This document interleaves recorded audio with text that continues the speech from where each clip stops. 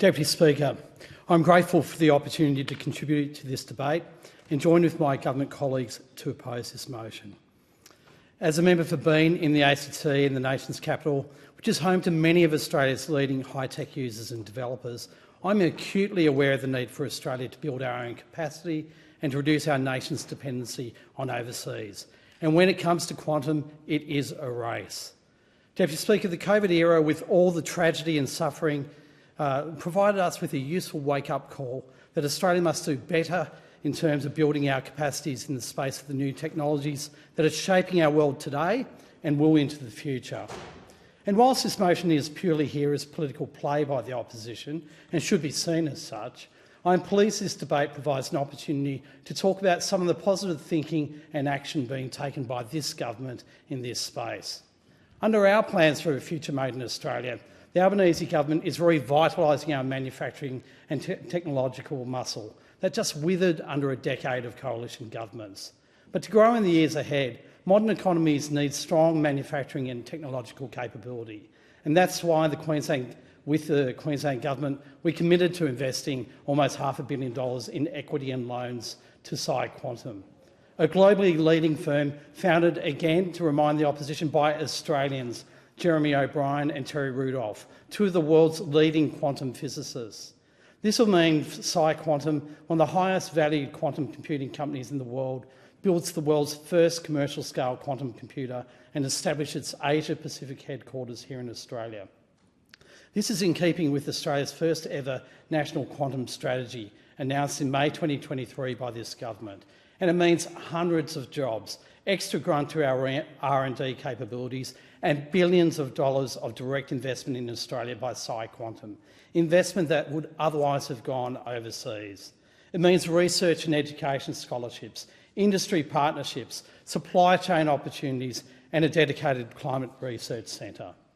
Since the Australian government announced this investment, the US government has followed suit, supporting PsiQuantum's second facility in Chicago. And PsiQuantum has already hit the ground running in Australia, announcing research and education partnerships with 5 Queensland universities, opening an R&D lab and building for an Australian team. Now, Deputy Speaker, we released the Chief Scientist's advice on this important investment, emphasising its impact on our local industries. And I quote, "It will attract the supply chains here and provide an uplift in adjacent industries like photonics and semiconductors, which are as critical to human life now as water, food, housing and energy." The Chief Scientist described it as being our Taiwan moment. Just as Taiwan moved in the 1970s into semiconductors, here was our chance to be a global hub for the quantum industry. But the Coalition wants to take Australia backwards, whilst we want to invest in Australia's future. Now, look, we agree that process is important, and it's important to put on the record here that this was a rigorous, extensive whole-of-government process with economic, legal, commercial, technical, probity and national security advice. We drew on expertise from across government and outside it, including our Chief Scientist, who scrutinised PsiQuantum over many months, asking the hard questions. This is her ultimate conclusion. I support this as an opportunity. This is one opportunity that will mean Australia has a real quantum industry that is world-leading. Her assessment has been backed by the Technical Advisory Group, including scientists from CSIRO and the Defence Science and Technology Group, concluding PsiQuantum demonstrated extensive experience and considerable capability and the necessary capacity to pursue its technical roadmap. Deputy Speaker, the government also ran an expression of interest process in accordance with public sector advice to assure ourselves we weren't overlooking a competitor who might be as close as to PsiQuantum in delivering a fault-tolerant quantum computer.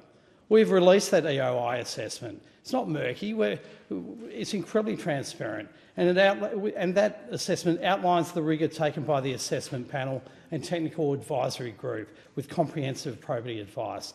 The panel found no applications were competitive or highly competitive. In the Chief Scientist's words, the EOI found PsiQuantum were a country mile ahead. But, Deputy Speaker, we shouldn't be surprised by a motion which is effectively an anti-jobs fishing expedition from the team that gave us the COVID app and robo-debt.